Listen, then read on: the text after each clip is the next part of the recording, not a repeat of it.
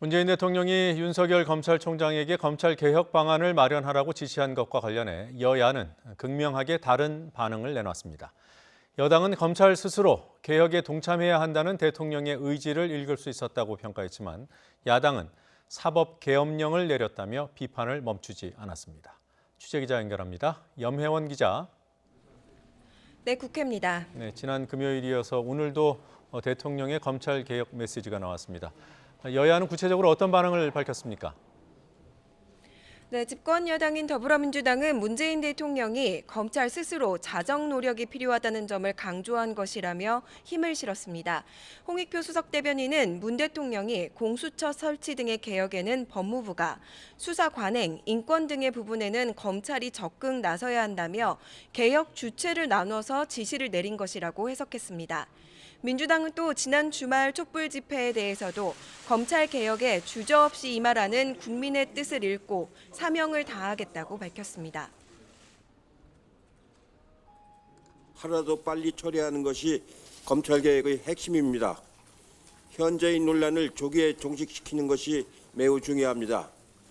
야당은 정쟁과 장애투쟁이 아니라 사법개혁 법안을 빨리 통과시키는 것이 문제 해결의 열쇠임을 인식해야 할 것입니다.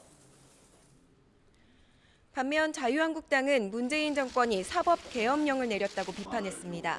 오늘 아침 회의에서도 황교안 대표는 정부와 여당이 공론 분열을 부추기고 있다고 거세게 몰아세웠고 나경원 원내대표는 문 대통령이 검찰 증오를 드러낸 뒤 극렬 지지층이 홍위병으로 나서 군중 정치를 벌이고 있다고 목소리를 높였습니다. 결국 검찰에서 정권에 충견이 되기를 바라고 그것을 요구하고 있는 것인데 이것을 어떻게 검찰 개혁이라고 할 수 있겠습니까? 친문 세력들은 검찰의 구태타라고 주장하지만은 오히려 지금 이 정권이 사법 계엄령을 내린 거 아닙니까? 네, 조금 전 경제 분야 대정부 질문도 시작됐는데요. 경제 분야 질의를 하는 시간이지만 이낙연 총리가 출석해 있는 만큼 오늘도 조국 장관 관련 공방은 불가피할 것으로 보입니다. 여당은 이 총리에게 이번 촛불 집회의 의미 등을 물으면서 검찰 개혁 이슈를 끌어간다는 계획이지만 야당은 조 장관의 사모펀드 의혹 등에 대해서 집중적으로 캐물을 예정이어서 충돌이 예상되고 있습니다. 네, 지금 화면으로도 확인하셨습니다만 경제 분야 대정부 질문 도중에 잠시 질의가 중단되고 여야 간에 논쟁이 벌어지고 있는 상황인 것 같습니다. 자, 당내 갈등을 겪고 있는 바른미래당 상황 좀 물어보죠. 당이 쪼개질 가능성이 크다 이런 전망들이 나오고 있어요? 네, 그렇습니다. 바른미래당 손학규 대표의 퇴진을 요구하는 유승민, 안철수계 의원들이 독자적인 지도부를 구성했습니다. 이름은 변화와 혁신을 위한 비상행동으로 지었는데요.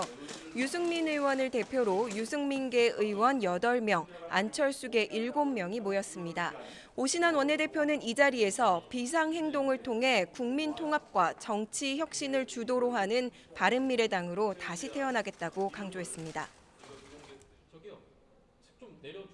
변화와 혁신을 위한 비상행동을 명실상부한 전당원 비상대책기구로 확대하고 국민 통합과 정치 혁신을 주도하는 개혁정당으로 바른미래당을 환골 탈퇴시켜 나가겠습니다.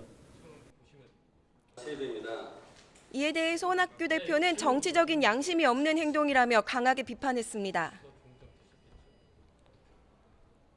국론 분열을 우려하고 있는데 당의 분열을 이렇게 획책하고 조장하고 이런 것은 정치인으로 또 정치 지도자로 할 일은 아니다. 난 그렇게 생각을 합니다. 비상행동의 대표를 맡은 유승민 의원은 손 대표와 추한 싸움을 끝내겠다면서도 일부에서 자유한국당과 통합하려고 하는 것 아니냐고 말하는 것은 진정성 모독에 불과하다고 일축했습니다.